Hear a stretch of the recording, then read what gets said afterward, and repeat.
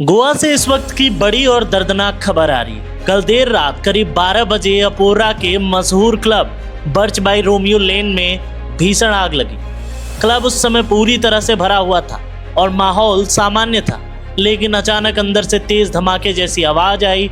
चश्मदीद बताते हैं कि धमाके के तुरंत बाद आग तेजी से फैल गई और कुछ ही सेकंड में पूरा परिसर धुएं से भर गया। लोग बाहर भागने लगे, लेकिन बाहर निकलने के सभी रास्ते बंद होने के कारण वो बाहर नहीं निकल पाए। हादसे में अब तक 25 लोगों की मौत हो चुकी है। मरने वालों में 4 पर्यटक और 19 स्थानीय कर्मचारी बताए जा रहे हैं। वहीं 50 से ज्यादा लोग अभी भी गंभीर रूप से घायल हैं। कई लोगों ने अस्पताल पहुंचने से पहले ही दम तोड़ दिया था। गोवा मेडिकल कॉलेज में घायलों का इलाज जारी है और अस्पताल के बाहर परिजनों की भारी भीड़ जमी है। पुलिस ने सुरक्षा बढ़ा दी है क्योंकि कई सौ अभी भी पहचान के इंतजार में। कई सौ इतनी बुरी तरह से झुलस गए हैं कि पहचान करना भी मुश्किल हो रहा है। सुबह जब क्लब के अंदर की तस्वीरें सामने आई तो जली हुई दीवारें, टूटी हुई ढांचे और हर तरफ अफरा तफरी के निशान दिखाई दिए। पुलिस, फायर विभाग और फॉरेंसिक टीमें मौके पर तैनात हैं। शुरुआती जांच में कुछ गंभीर लापरवाहियां सामने आई हैं, जैसे क्लब में आपातकालीन निकास पर्याप्त नहीं थे, कई जगह दरवाजे बंद मिले, आग का अलार्म सिस्टम ठीक से काम नहीं कर रहा था और क्लब में क्षमता से अधिक लोग मौजूद थे। धमाका गैस लाइन में खराबी के कारण हुआ या बिजली की वायरिंग में गड़बड़ी से, इसकी पुष्टि अभी बाकी है, लेकिन दोनों ही आशंकाओं पर जांच आगे चल रही है। अस्पताल का माहौल बेहद तनावपूर्ण है। परिजन लगातार अधिकारियों से अपने परिजनों की जानकारी मांग रहे। एक परिवार का सदस्य रोते हुए बता रहा है कि उसके दोनों भतीजे किचन में काम करते थे और उसे सुबह 4 बजे फोन आया, लेकिन अब तक अंदर नहीं जाने दिया है।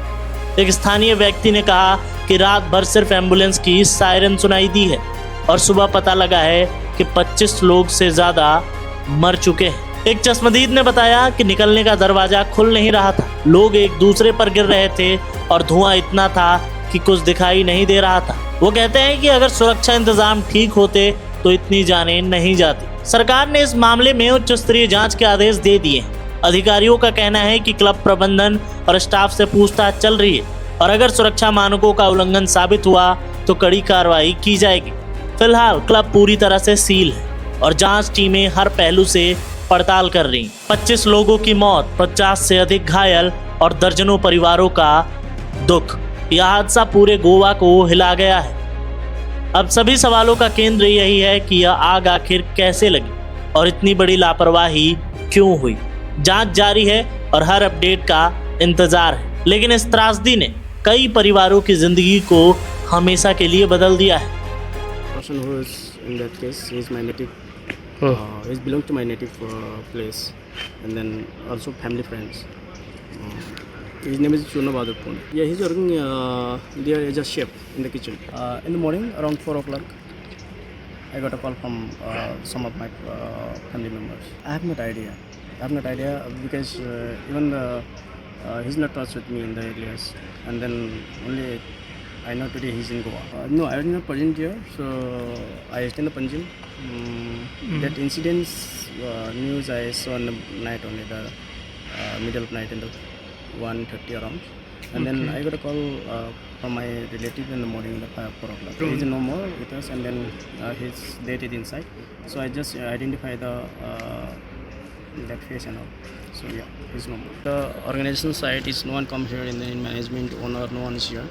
So yes, I asked to the cop, and then they are also not aware of this. अभी तो कुछ पता नहीं चला है, अंदर जाने नहीं दिया जा रहा है। मेरा भतीजा लगते थे वो लोग। कॉल हमको 4 बजे रात को आया। उसका विनोद नाम था और एक का प्रदीप। दोनों होटल में काम करते थे, किचन में। गैस फटने का न्यूज आ रहा है, गैस फट गया, उससे चलते होटल जल गई है। अभी जस्ट आए हैं। हमारे 2 लोग थे और बाजू का गांव वाले थे 2 लोग। एम्बुलेंस के साथ तो हम भी सो गए थे क्योंकि मिड नाइट को हुआ है, इस पर ज़्यादा कुछ पता नहीं चला। सुबह देखा तो पता चला अभी वो फायर होता है। सुना देता है कि 23 लोगों की मौत नहीं, रात कुछ सोने का टाइम था ना, तो कुछ ज़्यादा कुछ बाहर पता नहीं।